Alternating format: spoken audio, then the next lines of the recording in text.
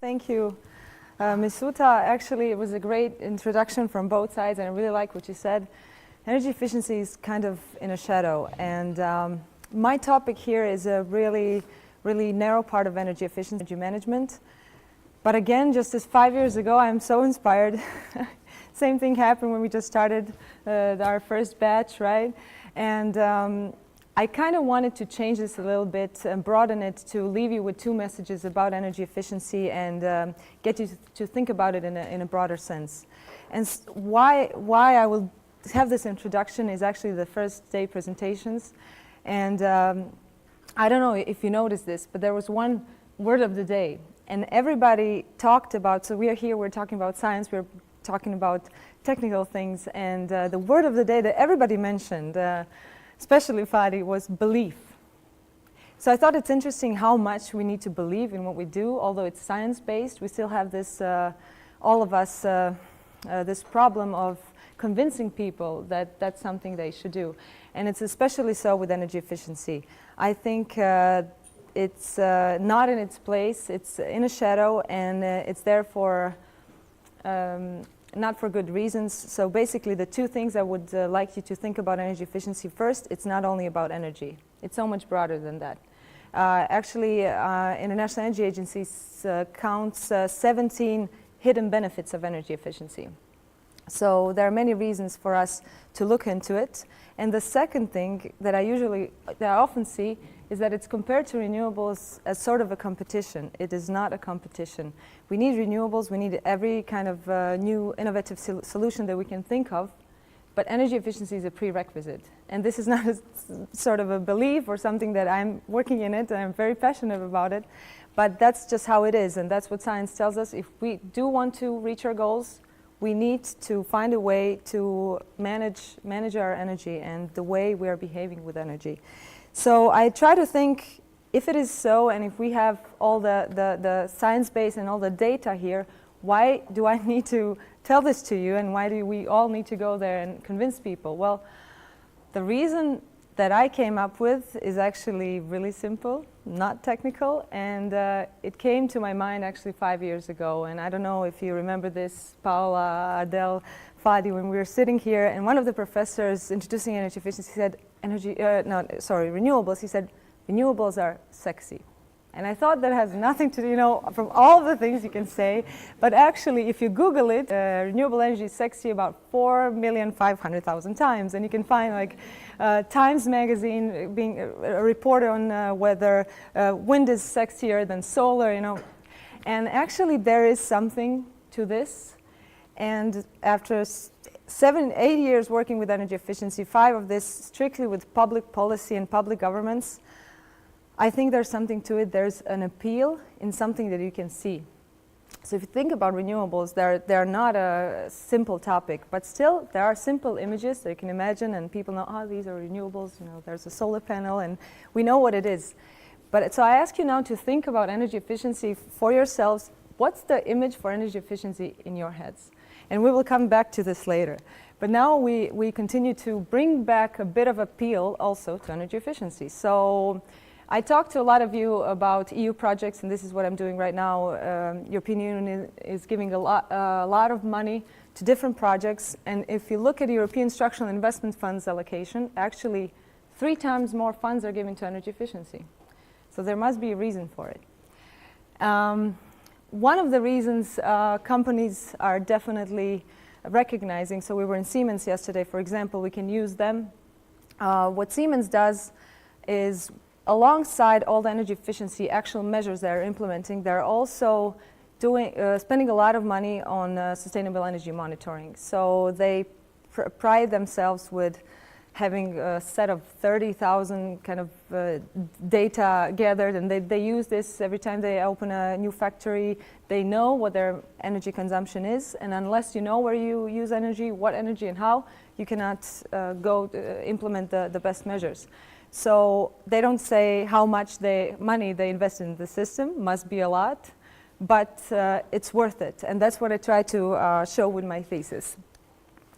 But we go back to perceiving energy efficiency. So I don't know how many of you had this image in mind, the light bulb.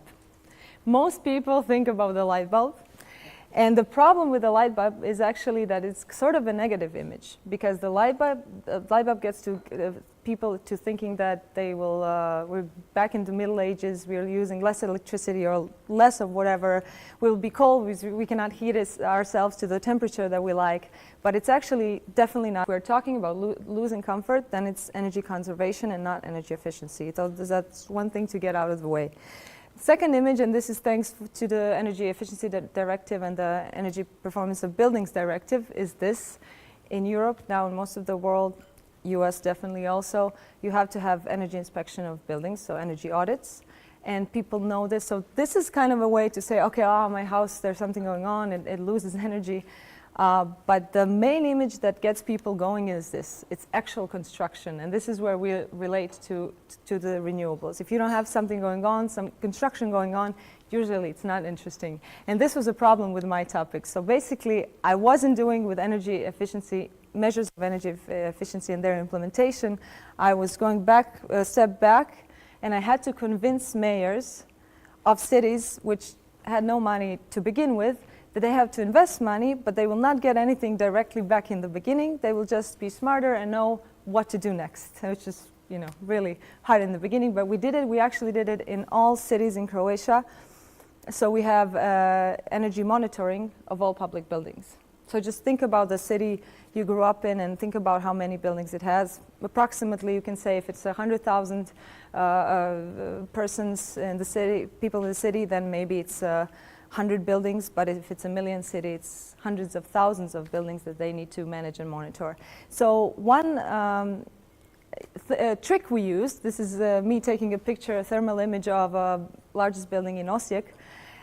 You don't need it if you're doing an energy auditing, and all of you who are in this, you know this. I think it's even better for renewables, as we saw yesterday, for solar panels to see whether they're overheating. Here, it's just to get to people to think that there's actually some energy being lost. And I couldn't help but during all of my job think about this social aspect and why it is so hard for us to change our habits and to believe in this. It's actually proven. So I got the idea to do the thesis on economic appraisal of introducing energy efficiency in the public sector. But it's really hard to find data because either you're not monitoring consumption, so you have no idea what is going on. For example, a city is paying millions for energy bills, but they don't know for which buildings, and they don't monitor it. So you don't know what would the case be. Or you have this implemented and then you cherry pick and you do the best measures. But I was thankful enough to have data at the time. Zagreb has a great energy efficiency office. They have in place this energy measurement software I told you about. So they have 900 buildings. And I had this, I was able to see their consumption in their buildings, all their buildings. But they also had an EU project through which they gathered money to renovate 78 buildings. So they had a lot of data on those specific 78 buildings, and they had calculations on potential savings. So what I did, I wanted to compare the two and say, okay, how were those 78 buildings picked? Unfortunately, they weren't picked according to best energy savings. And this is not to say that Zagreb was doing something bad. This is just reality check. We have so many things. First, whether it's politics or whether we want to, I don't know, give money to kindergartens first or something. And that is okay. We do need to have a lot of motivators, but I just want to say that we should have a choice available, and we should know what is the best choice in terms of energy savings. So I did my thesis with Professor Dieter Pumpe, and is it cost effective to introduce a comprehensive program level approach when implementing energy efficiency measures into public buildings? To put it into simple, can we give more money in the start, employ a lot of people to do a lot of measurements, and then once we choose the right buildings, will this money pay off? And it turned out, you'll see the results. I was quite surprised myself. So this is the graph, the main graph we will be looking at. On the y-axis, we have total yearly energy consumption. So that's the actual money you give out on your bills for the energy you spend in buildings. On the x-axis, we have specific energy consumption for heating. That's the status of your building. That's how good it is. And this dotted line here, This shows you what the building standard now is in most of EU countries. It's going to get a quite lower for new buildings because they're going to have to be nearly zero energy buildings, but this is the standard. So if you see, most of the buildings are above the standard because they're old, and I categorize them here by their use. So for example, here we have kindergartens.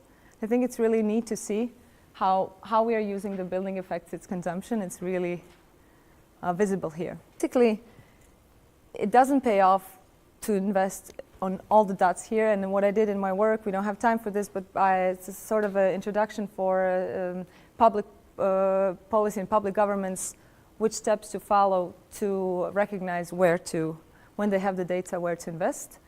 But this is the interesting part. So these are all buildings in Zagreb, 900 buildings with dots with their energy consumption and their specific and total yearly energy consumption. Now we will see the 78 buildings that they picked, and they're here. So what does this mean? This means we forgot about this dot way over here. Something fishy must be going on about this. This is all lost potential of energy savings. One here. For some, I know the reasons why they did it. For others, it's just not knowing about this and not viewing it in this way.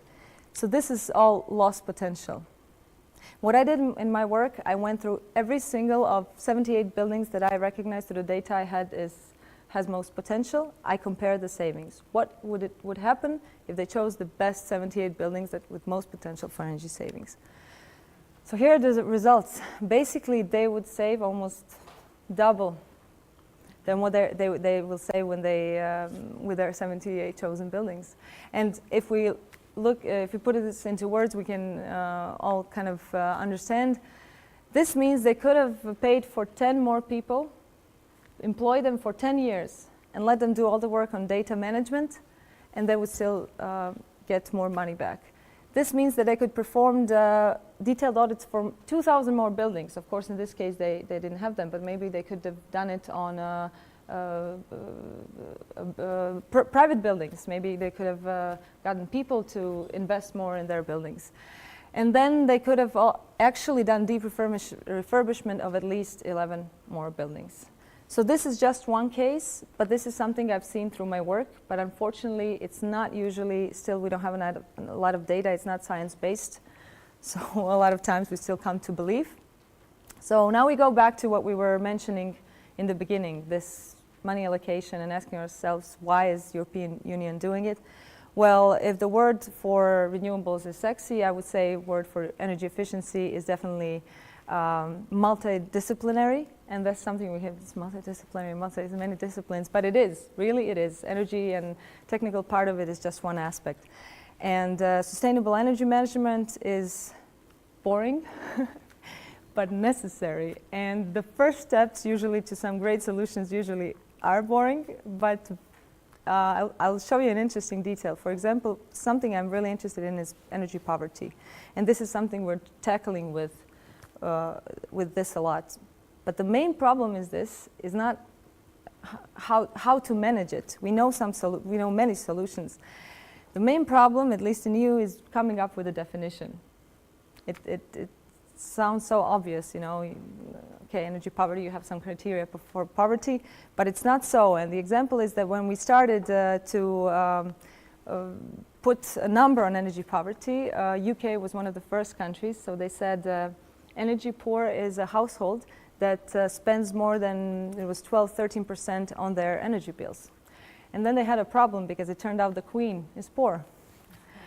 So we have a lot of problems to tackle, but we definitely know, and we should keep this in mind, it's what the International Energy Agency calls it is the first fuel of economic development. And this fuel, in terms of money that you can save to get other investments going, and especially renewable energy. So I would like to leave you with maybe two things. As the first I said, think about it, it's not only energy, it's many disciplines. And secondly, when we talked about, at the beginning, Fadi was saying we had a motto and said, believe and act. But I would just add both maybe in your personal and private life, but be sure to measure first. So So, thank you. Thank you, Mia. I think we can open with the questions now. So, Yes. Your first thing is it's very eye-opening and it's very important that energy efficiency is very important in our day-to-day life. The question I would like to post is on out of the 70 buildings, Mm-hmm. you gather the data of through EAMS. How did you do that? How the data gathering was done? Can you explain that? Help me to understand. Yes, so the system that is in place, and that is something I didn't have to do, it's already there for all buildings and developed by United Nations Development Program. Now it's used all over the world. Even Germany was considering doing it, but since Germany has, it's not as a nationally based all the policy, they didn't opt for it. So in this system, you don't, the government doesn't use a lot of local governments don't use a lot of their own money, but they use existing people. For example, in schools, you get one technical person, and he has to enter the bills into the system. So basically, you don't, the bills usually go to the accountant, but that's the wrong step. They should first go to somebody who actually takes a look at them. Or the accountant that does the bills would input this into the system. Of course, it can be all digital, and we're working on it, but before it's just a system that gathers all the information on energy. And then if you know how to look at it, you can see from the bills how the building is behaving. You can set the baseline, and then you can know what, you can calculate what the savings would be with some measures. In what I did, I used exactly the same measures. For example, if they focused on insulating the building and the building envelope, I transferred this to other buildings. I didn't add any new measures. So I used everything that will be done in these 78 buildings. Hi. But how do you monitor a building? I mean, you use this thermal... No, just through the bills. So there are a few ways. Basically, you can, as we said, you can look at what we saw on the graphs. You can do detailed audits. We did this for the buildings. This is what UN did, so the government didn't have to pay for it.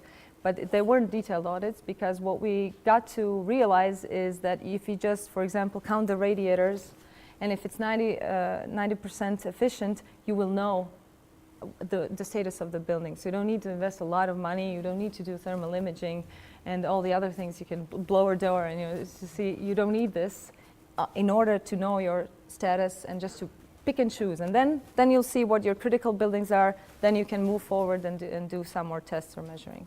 Because what I was thinking is, okay, once you find the ideal building, Yeah. you feel like ideal. Next thing to do is to monitor if your energy efficiency measures are really working, or if maybe That. some kind of the tenant's behavior change Yeah. after the energy measures, because something they're having efficiency measures that people say, okay, we are saving, so we can waste more. Exactly. That is, you mentioned two hot topics currently. One is people behavior and how to measure it, because what happened even when we had, so students were doing this in the beginning, students were engineering students, and they would be monitoring the building, and then all of a sudden we would realize that the bills would be lower on the next month, which means that everybody, if you monitor their behavior, we're all like this, if there's a camera in front of us, we act differently. And we notice this, and there is also a calculation on this, that just introducing monitoring lowers consumption for about 10%. Now that's one thing. The other thing, when you do implement measures, and all of you, if you're dealing with ESCOs, it's hard hard to prove a saving, and how do you say which part of the saving is because of technical details and which part is because of human behavior? So it's actually, if you get a building to really low consumption status, then there's not a lot that people can do, because you can get it all to be automated. As you know, you can open a window. If you open a window, the heating stops, and then soon enough you learn how to behave properly. But this is a really interesting topic. And the second one you mentioned is about verification. Actually, I'm dealing with this a lot now in EU projects. So how do we actually know, and our calculations, how good are they, and how good we are in predicting the savings? So, yeah. Thank you for the insightful presentation. I disagree with you with one thing, that sustainable development is boring. No, you made it interesting and sexy. Actually, I have a comment and a question.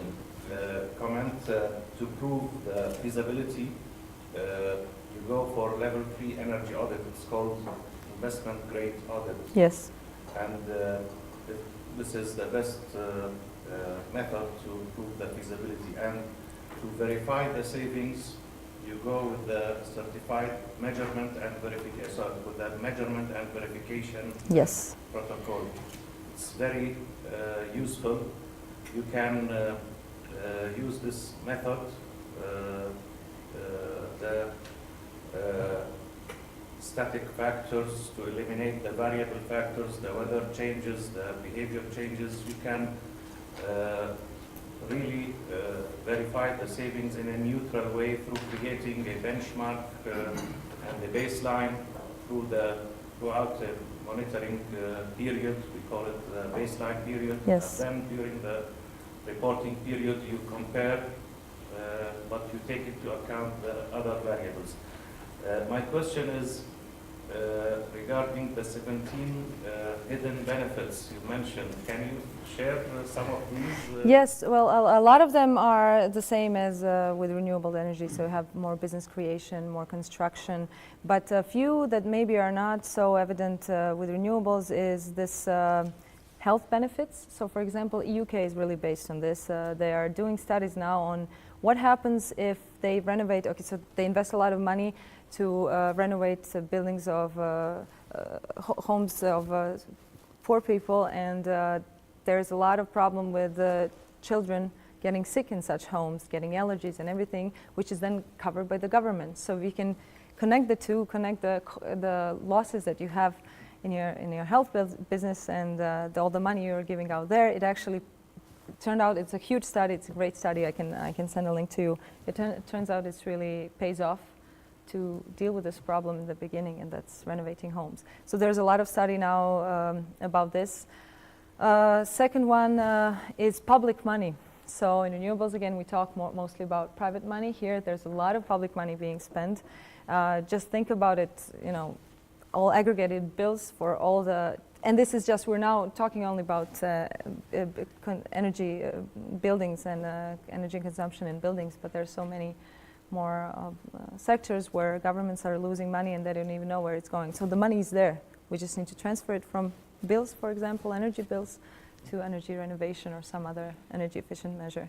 But what you were talking, Fadi, this is what is, you didn't mention it's very costly, the method. And so it's really hard to do. Who has incentive to do what you said, the actual measurement and verification protocol? This is the ESCOs usually, who invest their own money and they want to make sure they get it back. Governments don't have this money, so it's really important to find, and that's why in EU, all of the countries have their own measurement and verification protocols, which are, most of them also have calculation-based. So you don't have to measure. You can say this building was built approximately then, it's in this sort of climate, and you have calculation. It's not as accurate, but it's good to get you going, and it's a lot cheaper. But both ways have their purpose. So to spark further discussions during the coffee and lunch breaks we will have, I will thank Mia. Thank you. And